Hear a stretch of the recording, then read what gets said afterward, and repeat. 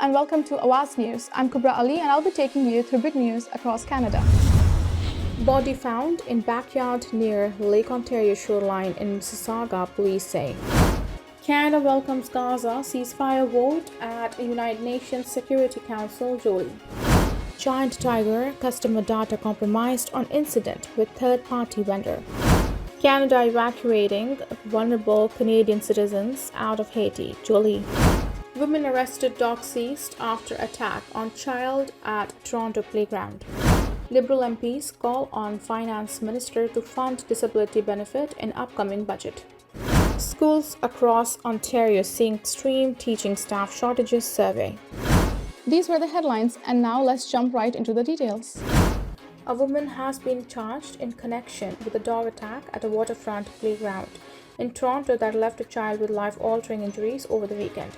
The incident happened on Saturday morning at Little Norway Park near Lakeshore Boulevard West and Bathurst Street in the city's harbourfront area. Police said a woman was at the playground with her off-leash dog when a father and his 9-year-old child entered the area. The dog charged toward the child through an open gate, bit and dragged them to the ground, police said. The woman and the father tried to get the dog to release the child, police said, and eventually the canine did. Police said the woman then fled the playground with the dog. The child was transported to the hospital with serious but non-life-threatening injuries.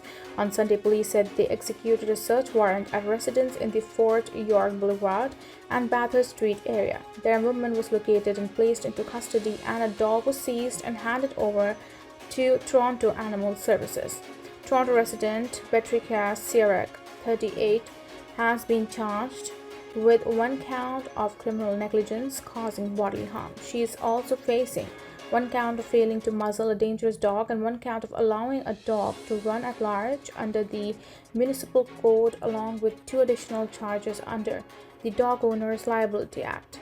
The charges have not been tested in court. Sierek is scheduled to make her first court appearance at the Ontario Court of Justice on Monday. Police are asking anyone with the information to contact them at 416-808-1400. Giant Tiger Stores Limited says contact information for some of its customers was compromised in an incident linked to a third-party vendor it uses. Alison Scarlett, a spokesperson for the Ottawa-based discount retailer, would not name the vendor on Monday but said Giant Tiger uses the company to manage its customer communications and engagement. Giant Tiger is working hard to resolve the issue as quickly as openly as possible, Scarlett said. The breach impacting Giant Tiger is the latest in a string of cybersecurity incidents to hit Canadian organizations Indigo Books and Music, the LCBO, the Nova Scotia government, the Toronto Public Library, and the City of Hamilton, Ontario have all fallen victim to cyber incidents over the last 2 years. A webpage Giant Tiger set up to provide updates on the incident said the retailer first learned of a possible security incident on March 4th. By March 15, it had become clear customer.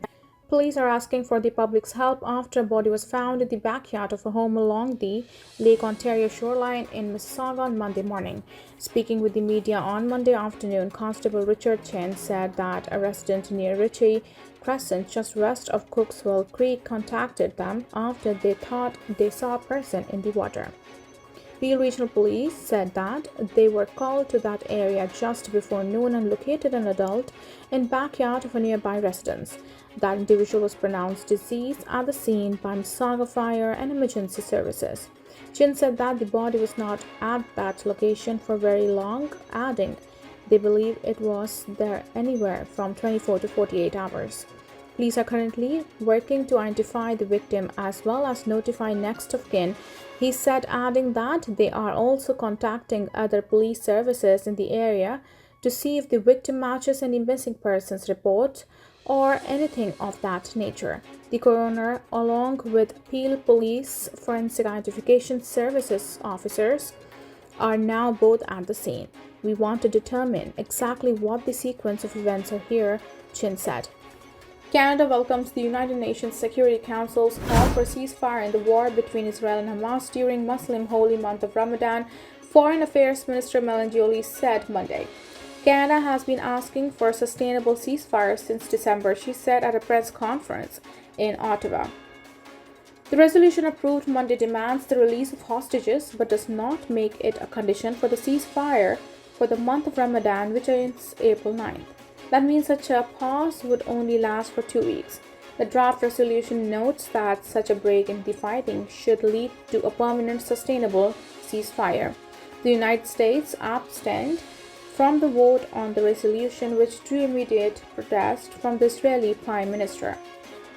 The Israeli delegation was expected to present White House officials with its plans for a possible ground invasion of Rafah, a city on the Egyptian border in southern Gaza, where over 1 million Palestinian civilians have sought shelter from the war. The resolution passed 14-0 after the U.S. decided not to use its veto power.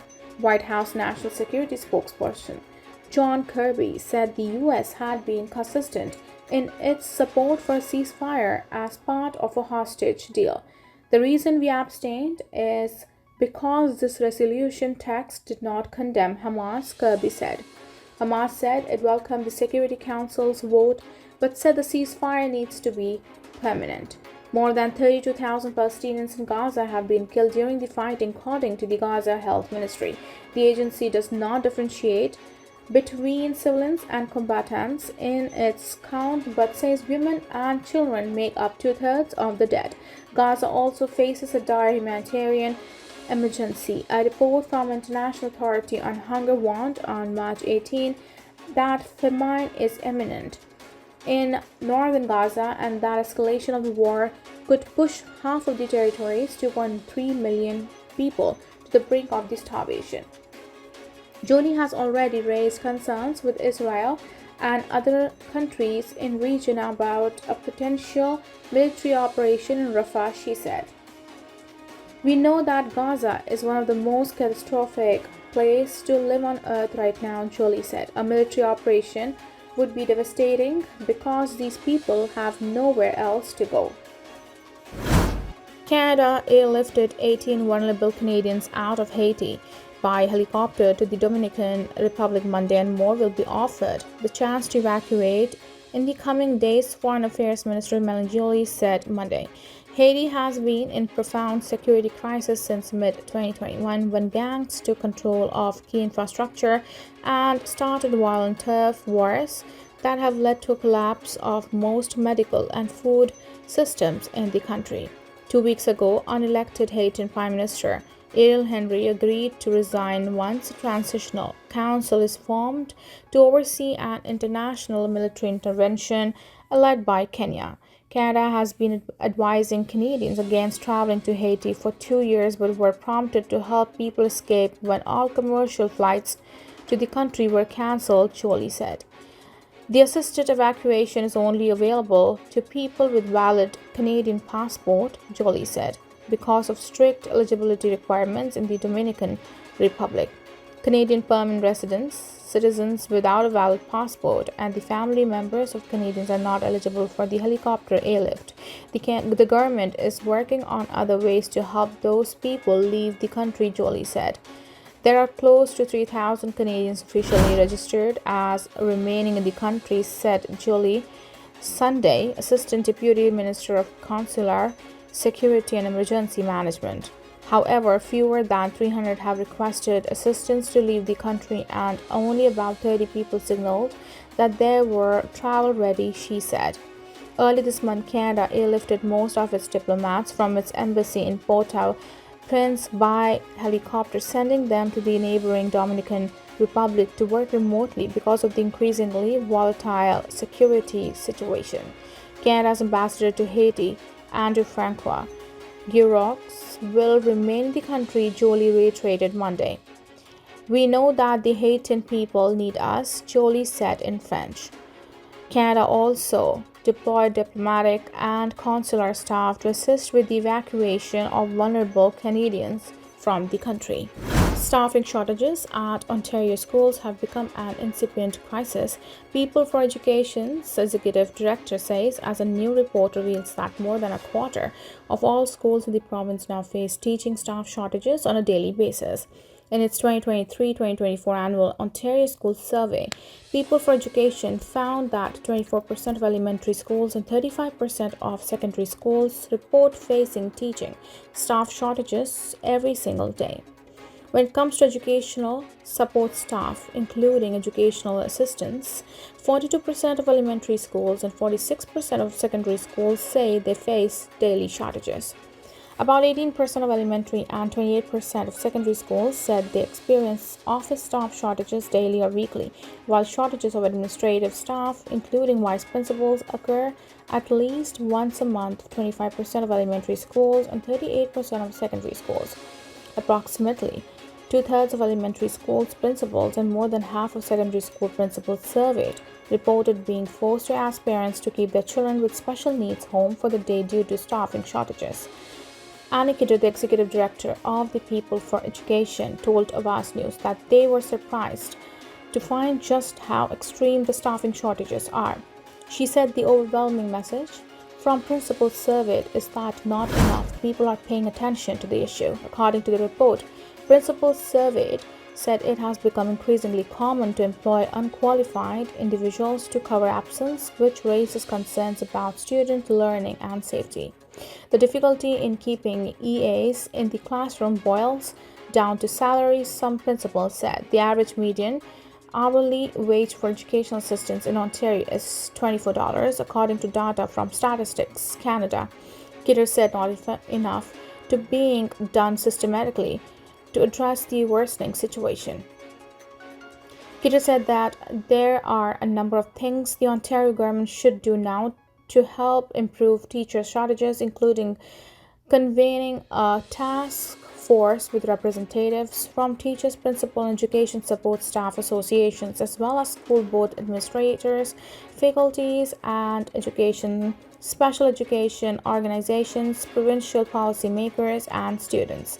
People for Education is also asking for adjustments to the per pupil funding allocations to allow for proper funding for EAs. More cash should also be provided to boost salaries for EAs, the group said. Dozens of Liberal members of Parliament are calling on the Finance Minister to set aside money for the Canada Disability Benefit in next month's federal budget. In a letter shared on social media, MP Pam Demoff says the benefit, which is designed to help keep people with disabilities out of the poverty, is a legacy social policy for the government. Demoff wrote the letter to Finance Minister Chrystia Freeland and Prime Minister Justin Trudeau on March 15. The Liberals pledged to create a monthly disability benefit program in 2020, saying it was intended to close a gap for working-age people with disabilities. The Canada Disability Benefit Act became law last summer, and the government has been doing consultations for months. The law itself contains no details about who will be eligible, how much it will pay out, or when the funding will begin. Finance officials said it is not intended to be a replacement for provincial and territorial benefits, but rather an addition to the existing programs. MP Ryan Turnbull made Demoff's letter public over the weekend, saying people with disabilities have waited long enough for the support. The Liberal caucus has been publicly divided on some significant issues in recent months as their government's popularity plummets and many face serious risk of losing the next election. These were the headlines, and now let's jump right into the details.